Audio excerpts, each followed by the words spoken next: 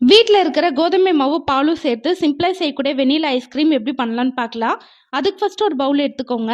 அதில் 3 table spoon கோதுமை மாவு, 1 கப் அளவு பால் சேர்த்துட்டு கட்டி இல்லாமல் கலந்து ரெடி பண்ணிக்கோங்க. அடுத்து ஒரு பேனில் 3 கப் அளவு கெட்டியான பால் கூடவே 1/2 கப் பாலாடை சேர்த்துக்கோங்க. இது ஆப்ஷனல் தான். எல்லாத்தையும் நல்லா கலந்து விட்டுட்டு பால் நல்லா கொதிச்சு வர ஸ்டேஜில் நம்ம கரைச்சி வச்ச கோதுமாவை கொஞ்சம் கொஞ்சமாக சேர்த்துட்டு கைவிடாமல் நல்லா கலந்து விட்டுக்கோங்க. இப்போ கோதுமாவோட பச்சை வாசனை போக நல்லா குக் பண்ணிட்டு இது கூடவே 1 கப் அளவு சுகர் சேர்த்துட்டு நல்லா மிக்ஸ் பண்ணி விட்டுக்கோங்க. இப்போ இது நல்லா திக்காயிடுச்சு. இந்த ஸ்டேஜில் அடுப்பு ஆஃப் பண்ணிட்டு சூடாறணுன்னு இதை அப்படியே மிக்ஸி ஜாருக்கு மாற்றிக்கோங்க. ஃப்ளேவருக்கு 1 டேபிள் ஸ்பூன் வெண்ணிலா எசன்ஸ் சேர்த்துட்டு நல்லா ஃபைன் பேஸ்ட்டாக அரைச்சிக்கலாம். இதை அப்படியே ஒரு ஏர்டைட்டான கண்டெய்னருக்கு மாற்றிட்டு ஃப்ரீசரில் ஒரு 5 மணி நேரத்துக்கு ஃப்ரீஸ் பண்ணி எடுத்துக்கோங்க.